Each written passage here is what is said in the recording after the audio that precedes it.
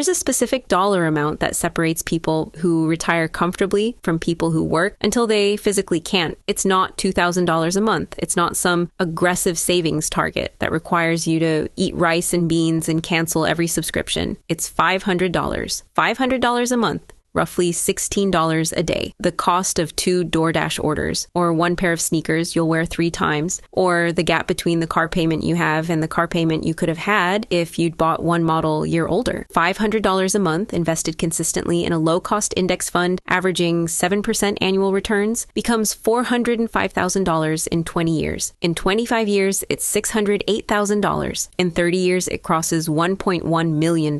Not from stock picks, not from crypto, not from a side hustle that consumes your weekends. From $16 a day, redirected from spending you won't remember into an account you won't touch. That's the boring $500 rule. And the reason most people will never follow it isn't that they can't find $500. It's that finding $500 requires 5 boring decisions, each worth roughly $100 a month. And boring decisions don't get celebrated. They don't get Instagram posts. They don't feel like progress. They just compound. In this video, you'll see 5 specific, unsexy, forgettable changes, each worth about $100 per month that free up the $500 without reducing your quality of life by any measurable amount. And you'll see the compounding math on each one individually, so you know exactly what every single decision is worth over 20 and 30 years. Boring decision number 1, cook at home 2 more nights per week. Not every night. 2 more than you do now. If you currently eat out or order delivery 5 times a week, drop to 3. If you do 3, drop to 1. The average restaurant meal costs $16.50 per person in 2025, according to Bureau of Labor Statistics data. A home-cooked meal using roughly equivalent ingredients costs between $4 and $6. Call the delta $11 per meal. 2 extra home-cooked dinners per week is $22 per week. That's $88 per month. Call it $90. $90 a month invested at 7%. In 20 years, $46,800. In 30 years, $109,000. From cooking dinner on Tuesday and Thursday instead of ordering it. Nobody will notice you did this. Nobody will congratulate you. Your Instagram won't change. But your brokerage account at 55 will look fundamentally different than if you hadn't. And here's the behavioral reason this works. You're not eliminating a pleasure. You're reducing a frequency. The psychology of deprivation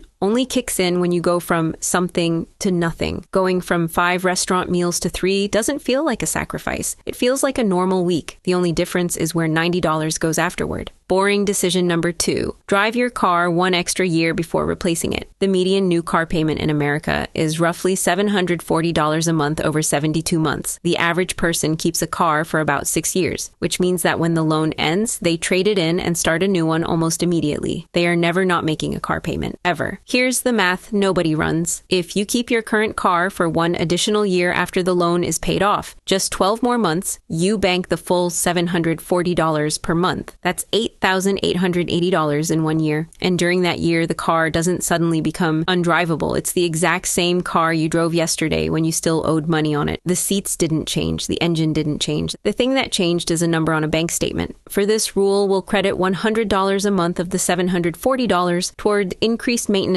on the older vehicle. Tires, brakes, oil changes. Net savings, roughly $640 per month during that extra year, or averaged over the replacement cycle, about $107 per month. $107 a month at 7%. In 20 years, $55,600. In 30 years, $130,000. From driving the same car for 84 months instead of 72, boring, invisible, worth 6 figures. Boring decision number 3, automate a savings transfer the day after payday and pretend it doesn't exist. This one isn't about cutting spending. It's about changing the architecture of where money goes before you have a chance to spend it. Behavioral research is clear on this. People spend what they see. If your paycheck lands and your checking account reads $4,200, you spend like a person who has $4,200. If the same paycheck lands but $100 automatically transfers to a separate account before you open your banking app, your checking account reads $4,100, and you spend like a person who has $4,100. The $100 difference never enters your decision-making process. It was moved before you knew it was there. This is what behavioral economists call default architecture. You're not exercising willpower. You're removing the decision entirely. The money moves on autopilot. You don't choose to save it. You choose not to unsave it, which is a much easier choice and one that most people never make. Set a recurring transfer for $100 on the day after your typical payday. Send it to a high-yield savings account or a brokerage account. Don't link it to your debit card. Don't put it in an account you check daily. The less visible it is, the less likely you are to rate it. $100 a month at 7%. In 20 years, $52,000. In 30 years, $122,000. From a single automation you set up once in about 4 minutes and then never thought about again. Boring decision number 4, negotiate one bill per quarter. This might be the least glamorous financial habit in existence, and it might also have the highest return per minute of effort. Call your internet provider. Say, I've been a customer for X years, and I'm seeing lower rates from competitors. Is there a retention offer available? In most cases, the answer is yes. The savings range from $10 to $30 per month, sometimes more. Internet companies budget for retention discounts because keeping an existing customer is cheaper than acquiring a new one. The discount exists. You just have to ask for it. Now do the same with your car insurance. Shop and switch, your credit card, APR, request a rate reduction, and your cell phone plan. Check whether a lower tier plan covers your actual usage. 4 calls a year. Each one takes 15 to 30 minutes. Average savings per successful call, $20 to $40 per month. Across 4 successful negotiations, conservatively, $100 per month in reduced fixed costs. $100 a month at 7%. In 20 years, $52,000. In 30 years, $122,000 from 4 phone calls per year. That's roughly $30,000 per phone call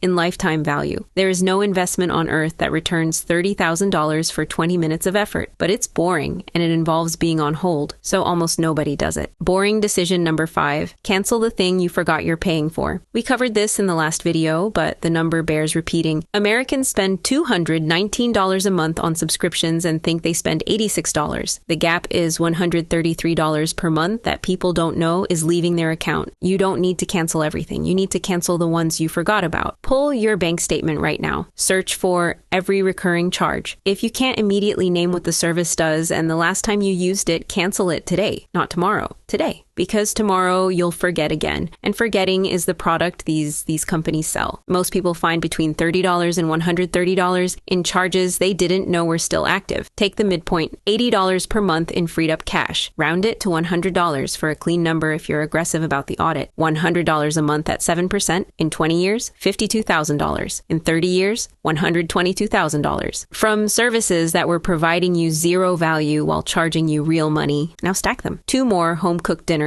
$90 per month. 1 extra year on the car, $107 per month. Amortized. Automated savings transfer, $100 per month. Quarterly bill negotiations, $100 per month. Subscription ghost hunt, $100 per month. Total, $497 per month. Call it $500, $500 per month at 7% average annual return. After 10 years, $86,000. After 15 years, $158,000. After 20 years, $260,000. After 25 years, $405,000. After 30 years, $608,000. I rounded conservatively on each individual item. If you're more aggressive, 3 home-cooked nights, negotiate semi-annually, cancel everything you haven't touched in 60 days, the number easily reaches $600 or $700 a month, which puts you over $1 million in 30 years. But I want to stay at $500 because that's the number almost anyone with a middle-class income can reach without a lifestyle that feels different. That's the whole point. The boring $500 rule doesn't work because it's dramatic. It works because it's invisible. 5 changes that nobody notices, nobody celebrates, nobody posts about. And that invisibility is the competitive advantage because the flashy decisions, the stock pick, the crypto bet, the side hustle launch, attract attention but have inconsistent returns. The boring decisions attract zero attention and have perfectly predictable returns because the math of compounding doesn't care about your enthusiasm. It cares about your consistency. 2 people earn $85,000 a year. Person A does nothing on this list. They live a normal, comfortable, default American life. They'll retire with whatever their 401k accumulated and Social Security. Person B makes 5 boring changes in a single afternoon. They set up an automatic transfer. They cook 2 extra dinners a week. They make 4 phone calls a year. They spend 1 hour auditing subscriptions quarterly. warranty. They keep their car 12 extra months, total lifestyle impact, undetectable, total effort, maybe 3 hours across the entire year. After 25 years, person B has an additional $405,000 that person A does not have. After 30, it's over $600,000. Not from a different salary, not from a better job, not from some strategy that required financial expertise, from 5 boring things done on autopilot that compounded while they lived their perfectly normal life. That's the unsexy truth about wealth. It doesn't require genius. It doesn't require sacrifice. It doesn't require timing the market or picking the right stock. It requires 5 decisions that take less than an afternoon to implement and cost nothing in happiness to maintain. The only thing it requires is that you stop waiting for an exciting strategy and start executing a boring one. Because $1 million